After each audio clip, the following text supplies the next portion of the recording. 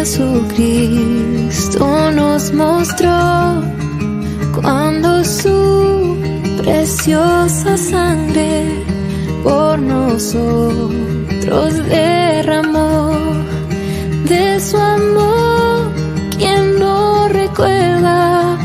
¿Quién no le adorará? Exaltado sea por siempre nuestro príncipe de paz. En el monte del Calvario, fuentes de infinito amor, aquel día se abrieron, oh qué inmerecido dolor.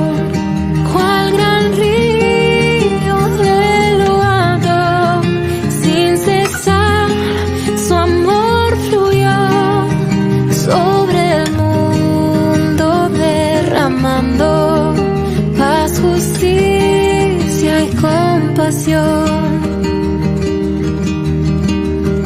Cuán ancho, cuán largo es tu amor, es tu amor. Cuán alto y cuán profundo es tu amor, sí es tu amor.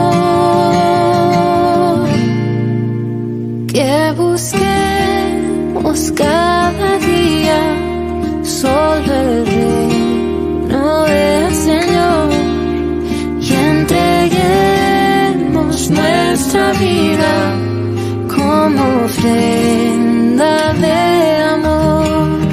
Solo en Él nos gloriaremos, nada más importa ya. Cristo limpios nos ha hecho, solo en Él hay libertad. Cuán ancho, cuán largo es tu amor, es tu amor. Cuán alto, cuán profundo es tu amor, sí es tu amor. Cuán ancho, cuán largo es tu amor, es tu amor. Cuán alto y cuán profundo es tu amor, sí es tu amor. Oh, qué amor incomparable Jesucristo nos mostró cuando su preciosa sangre por nosotros derramó. Mateo capítulo 14 y versículo 22 empecemos. Dice, enseguida, ¿ya lo tenemos? Mateo 14, 22. Dice, enseguida Jesús hizo a sus discípulos entrar en la barca e ir delante de él a la otra ribera, entre tanto que él despedía a la multitud. Despedida la multitud, subió al monte a orar aparte, y cuando llegó la noche, estaba allí solo. Y ya la barca estaba en medio del mar, azotada por las olas, porque el viento era contrario. Mas a la cuarta vigilia de la noche, Jesús vino a ellos andando sobre el mar, y los discípulos, viéndole andar sobre el mar, se turbaron, diciendo, un fantasma, y dieron voces de miedo. Pero enseguida Jesús les habló, como nos habla hoy a nosotros también, diciendo, tened ánimo, yo soy, no temáis. Estamos en periodos de pandemia y de grandes situaciones que generan en nosotros angustia, ansiedad, preocupación. Lo que creíamos que iba a ser cortito, 40 días, ya lleva 3 meses y no parece que fuera a tener fin. La situación que al principio estaba más o menos dominada, va poco a poco haciéndose cada vez más dificultosa y más grave para algunos y un poquito menos grave para otros, pero para todos nos genera algún tipo de angustia. Y el Señor nos dice, tal cual les dijo a los discípulos, en el medio de un mar embravecido, en el medio de una tormenta impetuosa, en el medio de la oscuridad de la noche donde casi que ni se deben haber visto los rostros porque la lluvia y el viento empapaban sus caras y el miedo enturbiaba todos sus pensamientos. Allí, tal como de repente nos sentimos nosotros en una situación similar, allí sobre la tormenta, por encima de las embravecidas olas, se acerca el Señor Jesús para decirnos: tened ánimo, yo soy. En ese yo soy poderoso del Dios Todopoderoso, del Yahweh, del yo soy que le dijo a Moisés: no temáis. Tenían más que motivo suficiente para estar angustiados y ansiosos. Y entonces a mí se me planteaba que si realmente la ansiedad y la angustia es un tema cristiano, es un tema que los cristianos tendrían que estar abordando, es un tema que los cristianos, por ser salvos, por tener al Señor Jesucristo en su corazón, no deberían tener en su vida nada de angustia y nada de ansiedad. Y la respuesta a esta pregunta, que si es un tema oportuno, adecuado, lógico para un cristiano que ha puesto su confianza en Cristo, es que sí existen causas de ansiedad y existen causas que provocan aún al cristiano que tiene su fe puesta en el Señor Jesucristo y su confianza plena en la omnipotencia de Él, causas que generan en las personas y en nosotros, sin lugar a duda, ansiedad. Y los psicólogos han estudiado ya esto y han dicho que hay causas externas que generan ansiedad. Claro, lógicamente la pandemia en este momento, el estar encerrados, las malas noticias que surgen todos los días en televisión, en internet, la pérdida del trabajo, los cambios tan vertiginosos de la vida, que a las personas de mayor edad les resulta tan difícil y angustiante, porque no adaptarse. Mi mamá, por ejemplo, no puede entender que tenga que cobrar su sueldo directamente a través del banco y ella prefiere tener el dinero en la mano y eso es un problema para ella. Los problemas financieros en sí generan una gran ansiedad, estar demasiado ocupado, problema que ahora por supuesto no se da porque estamos demasiado sin hacer nada, pero el estar demasiado ocupado y el no tener nunca tiempo para nada también despierta ansiedad y angustia. Quienes tenemos hijos y una familia a nuestro lado, también tenemos sobradas causas para estar ansiosos. Y otra de las cosas que genera una ansiedad innecesaria es el consumismo que ha entrado en nuestras vidas, aparentemente que era para quedarse. El que tenía el último iPhone aparece algo más nuevo y ya quiere algo nuevo y ya le genera ansiedad para seguir cambiando sus cosas. Gracias. Hay una cosa buena de la pandemia y es que el consumismo se ha disminuido porque nos damos cuenta que con cuán poco podemos vivir y gastar mucho menos y estar también contentos. A estas causas externas de ansiedad se suman causas internas, causas propias de cada uno de nosotros, como es, por ejemplo, la incapacidad de aceptar la incertidumbre. ¿Qué es eso? La gente tiene, nuestra vida cambia, las circunstancias cambian y permanentemente tenemos que estar adaptándonos a estas nuevas realidades. Y entonces hay personas que no tienen capacidad a poder hacer esas modificaciones y ellos sienten una gran ansiedad por eso. Hay personas pesimistas que todo lo ven mal. Uno como el día de hoy sale y dice, qué hermoso día. Sí, pero esta tarde a lo mejor llueve. O estoy contento, sí, pero ya no va a estar tan contento. Esas son causas de gran ansiedad. Lo mismo cuando una persona tiene expectativas para su vida, para su matrimonio, para su noviazgo, demasiado elevadas y reales, y al final cuando no se cumplen nos provocan una gran ansiedad. Cuando una persona es perfeccionista, locamente perfeccionista, que está todo pretendiendo de que esté en su lugar, aquellos que donde se movió un jarrón de lugar en la casa ya se ponen muy angustiados, también generan una causa de ansiedad de tipo interno. Entonces, como vemos, infinidad de causas externas e internas generan en cada una de las personas un estado de ansiedad y de angustia. ¿Es lógico para un cristiano que estemos pasando por esta ansiedad y angustia? Entonces uno se preguntaría, ¿la ansiedad o la angustia sería un pecado? Y no, más bien esas sensaciones son lo que se llama una emoción. Una emoción igual que el gozo, que la sorpresa, que el llanto. Una emoción como la ira, que uno diría para el cristiano también la ira no debería existir, pero sin embargo en Efesios 4:26 dice el apóstol, airaos, pero no pequéis.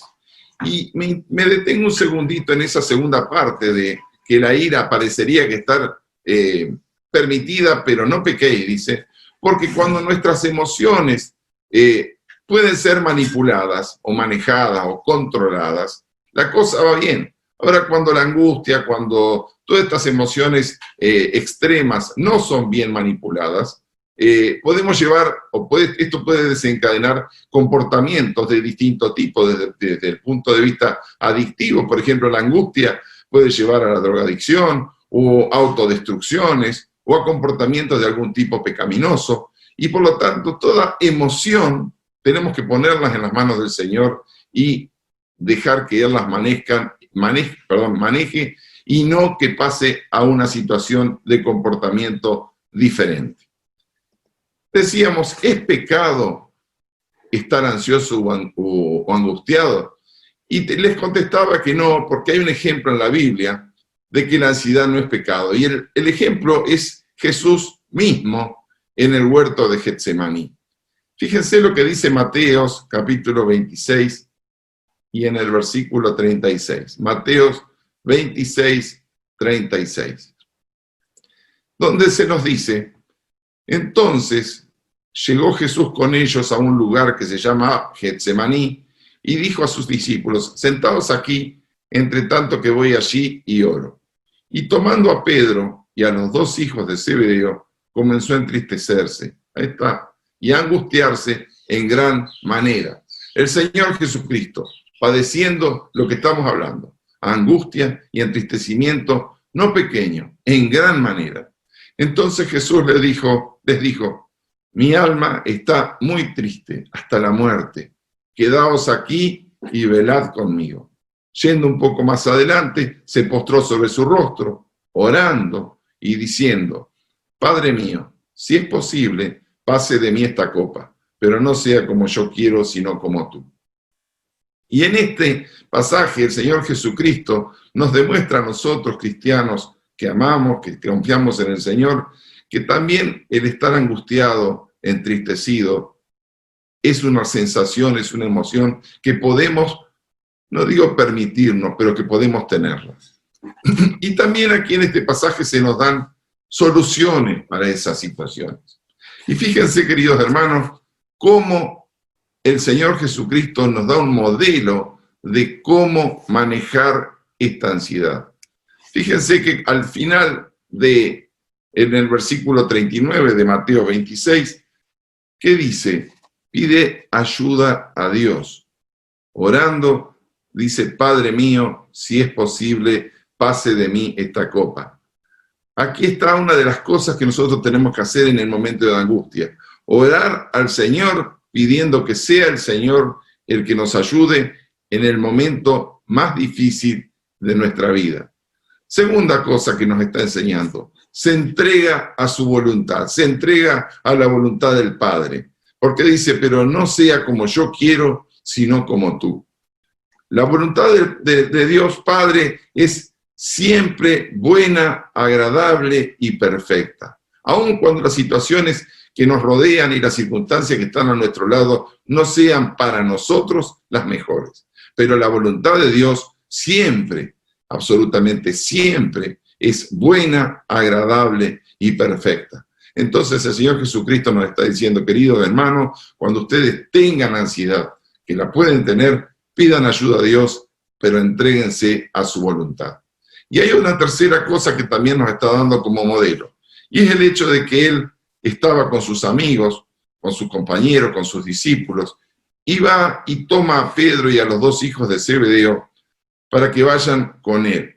Y esta es una cosa que tenemos que hacer como cristianos, buscar al círculo íntimo de hermanos que más confianza tenemos, a nuestros amigos, e ir y pedirles, hermano, mira, no digo que lo tengamos que hacer público en la comunidad, porque de repente hay cosas muy privadas, pero sí un grupo de hermanos íntimos en los cuales uno necesita que estén conmigo, con nosotros, con el Señor Jesucristo, en este caso, orando. Dice, venid y velad conmigo. El velad no era un velar de estar despierto mirando televisión o jugando al truco. Era velad orando en compañía del Señor Jesús. O el Señor en mayor intimidad con su Padre, mientras los amigos permanecían atrás orando. Sin embargo, ellos se durmieron. ¿Y cuántas veces hemos pedido oración a gente querida y nuestros amigos y no la hemos tenido porque no han estado con la intensidad de oración o la fortaleza y les ha pasado como a los discípulos que se durmieron? Pero también un ejemplo más. Pedir ayuda a Dios, entregar nuestro problema a Él y pedir amigos que oren por nuestra ansiedad, por nuestra angustia, por nuestro problema. ¿Hay algo más que nos pueda decir la Biblia con respecto a esto? Sí, hay algo más. Está en Filipenses capítulo 4. Filipenses capítulo 4, versículos 4 al 8. En Filipenses capítulo 4, versículo 4, está hablando de problemas. Y el Señor, como respuesta a ellos, nos dice, a través de Pablo, regocijaos en el Señor siempre. Otra vez digo, regocijaos. Vuestra gentileza sea conocida en todos los hombres. El Señor está cerca. Por nada estéis afanosos, sino sean conocidas vuestras peticiones delante de Dios en toda oración y ruego, con acción de gracias. Y la paz de Dios, que sobrepasa todo entendimiento, guardará vuestros corazones y vuestros pensamientos en Cristo Jesús. Por lo demás, hermanos, todo lo que es verdadero, todo lo honesto, todo lo justo, todo lo puro, todo lo amable, todo lo que es de buen nombre, si hay virtud alguna, si algo digno de alabanza, en esto pensad. Y acá el apóstol Pablo nos da 4 recomendaciones para poder manejar nuestra ansiedad o para los momentos de angustia y ansiedad. Fíjense que lo primero que dice, y lo repite 2 veces en el versículo 4, es la palabra regocijaos. Dice, regocijaos en el Señor, ¿cuándo? ¿En algún momento? ¿Y cuando estamos contentos solamente? No, nos dice que siempre. ¿Y a qué se refiere con este regocijo? El regocijo es porque el Señor Jesucristo, que está habitando en nuestro ser a través del Espíritu Santo, es la persona que nos ha salvado. Y esa persona que nos ha salvado nos ha dado una cantidad de situaciones y de cosas que nos permiten que nosotros como cristianos estemos siempre regocijados en Él. Regocijados en su persona, regocijados en su obra, regocijados en el hecho de que esté a nuestro lado en cada y uno de los momentos de nuestra vida, regocijados en el lugar que ocupa ahora, regocijados porque Él vive y está en eminencia, sentado a la diestra de Dios Padre. Así dice Filipenses, regocijaos en el Señor siempre. Segunda cosa, dice que por nada estéis afanosos, no tenemos que estar ansiosos, sino que tenemos que entregar a Dios, sean conocidas vuestras peticiones, vuestras oraciones, vuestros ruegos, vuestras acciones de gracia. Todas estas cosas es similar y es un paralelo con lo que hacía el Señor Jesucristo en Getsemaní. Contra la ansiedad, contra la angustia, tenemos que agregar uno de los remedios, que es la oración, petición y ruego a Dios para que ore. Y dice, delante de Dios. ¿Qué significa eso? Que nosotros venimos con todas estas cargas, todas estas angustias, todas estas preocupaciones. Y venimos delante de Dios y como quien trae la valija o el problema, lo deja a los pies del Señor. Lo dejamos allí y le damos gracias. Y le damos gracias porque sabemos que Él va a obrar. Es por eso que el apóstol dice regocijado. Porque sin lugar a dudas que también ya damos por hecho el hecho de que el Señor va a obrar para que esa angustia, para que esa ansiedad se revierta y todo sea cambiado. Como en el mar, la angustia de la tempestad, de las olas y de la noche, de repente se transformaron en una perfecta calma porque el Señor Jesucristo estaba allí. traemos nuestros problemas, nuestras angustias delante del Señor y se las entregamos, se las dejamos. Y Señor, te damos gracias por ello. Aquí dice al final del versículo 6, y con acción de gracias.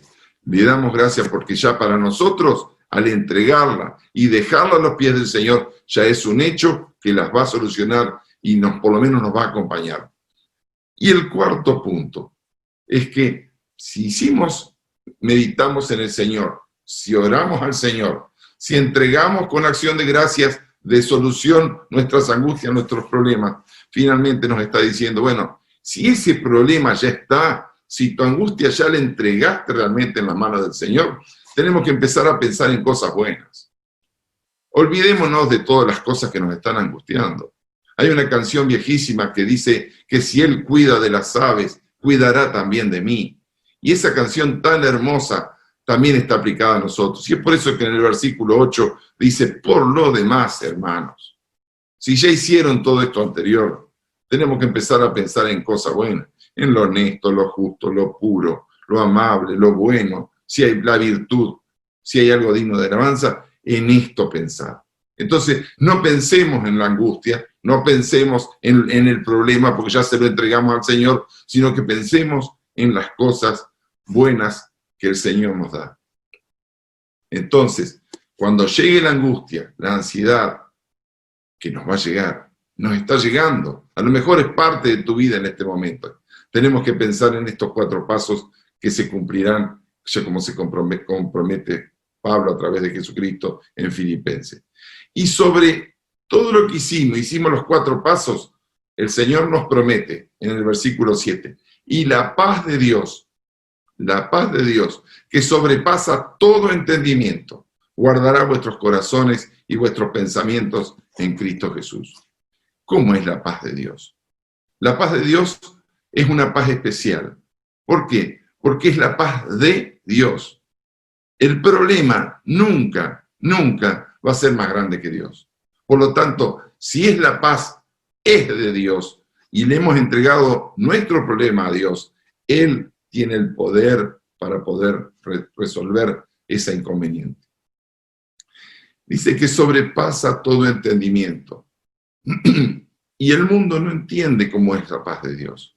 Es más, mucha gente que nos ve o ve a cristianos que están pasando muchísima angustia, dicen y se preguntan, aunque no lo digan verbalmente, dice, pero ¿qué tiene esta persona que lo veo tan tranquilo, tan pacífico, tan sereno, a pesar de semejante problema que tiene? Es que el mundo no lo entiende. Es una paz que sobrepasa todo entendimiento. Pero también hay ese sobrepasar el entendimiento, también se aplica a la persona misma. Porque hay personas que durante toda su vida no han vivido en paz. Hay personas que durante toda su vida han sido conflictivos. Toda su vida han tenido problemas. Toda su vida no han tenido un momento, un día de tranquilidad.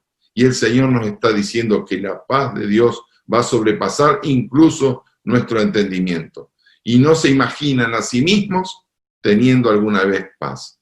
Es que la paz de Dios viene al hombre cuando viene nuestro Señor Jesucristo. Cuando viene y entrega su vida a Él. Y entonces esa paz de Dios sobrepasa todo entendimiento. El plan de Dios, aun en medio de la angustia, es que tengamos paz. Y esa paz se nos ofrece permanentemente. Esa paz está disponible a cada uno de nosotros. Y cuando nuestros problemas vienen, tenemos que pensar en lo que hizo el Señor Jesucristo, que por la alegría o la dicha puesta delante de Él, menospreció la cruz y menospreció el oprobio. Menospreció todo porque por delante de Él tenía un futuro maravilloso, tal como el que tenemos nosotros, queridos hermanos. Estamos angustiados, estamos en problemas. Por supuesto que sí, pero sabemos que tenemos por delante un futuro eterno gracias a la muerte de Cristo en la cruz. Y un último tema. Si está mal tomar medicamentos para la ansiedad. Uno como médico dice, ¿estará mal? Yo como cristiano hice todos estos pasos, oré, entregué mi problema al Señor, le agradecí, pero ¿está mal que tome medicamentos? Y yo diría que estos medicamentos para la ansiedad, que se llaman ansiolíticos, pueden ser parte de la cura que el Señor está otorgándote, puede ser una parte del tratamiento que Dios te quiere dar, como es un yeso, como es un antihipertensivo, como es tantos medicamentos que la gente toma como parte de su salud o de su problema. Estos medicamentos siempre tienen que ser indicados por un médico, no tienen que ser automedicados. Y nosotros como cristianos a lo mejor necesitamos en algún momento tomar alguna de estas medicaciones ansiolíticas. Y oraremos para el día en que no las necesitemos más. Pero si la ansiedad en una de esas desaparece sin intervención médica, sin ningún pastor, sin ningún consejero, sin nadie que haya mediado, nadie entre comillas, porque en realidad hemos orado, hemos entregado nuestra vida al Señor, hemos entregado nuestro problema a la voluntad, démosle gloria a Dios porque ha sido una obra de Él el sacarnos de la angustia y de la ansiedad en la que estábamos. Queridos hermanos, pasando por estos momentos, este valle de lágrimas, el Señor promete estar a nuestro lado, tener su vara y su cayado para infundirnos aliento. Y es eso lo que quería contarles hoy, que realmente tener angustia y ansiedad forma parte de la vida cristiana y a través de la Biblia pudimos ver algunos tips, como se dice hoy, o secretos que están allí que nos van a permitir hacer nuestra vida un poquito más fácil, siempre acompañados del Señor Jesucristo. Me gustaría terminar con una oración que encontré en internet y que dice oración para la ansiedad. Y dice: Padre, santifico y alabo tu poderoso nombre. Te presento humildemente mi respeto y te reconozco como mi Dios, mi Creador, mi Señor y mi Padre. Sé que quieres lo mejor para mí y que amas con tanto amor que diste a tu Hijo perfecto Jesucristo para que cargara mis pecados, mis preocupaciones y mis enfermedades. Hoy vengo a ti para pedirte que me escuches, porque me siento solo, abatido y totalmente incapaz de solucionar esta ansiedad. Por favor, toma el control de mi vida, sáname, encárgate tú de mis angustias y mis preocupaciones. Tú que hiciste las cosas más maravillosas del universo, tienes el poder absoluto para hacerlo. Amén y amén. Queridos hermanos, este ha sido el mensaje que quería entregarles y bueno, espero que haya servido como me sirvió a mí cuando lo preparaba, para poder levantar un poco el ánimo que tanto a veces nos cuesta levantar.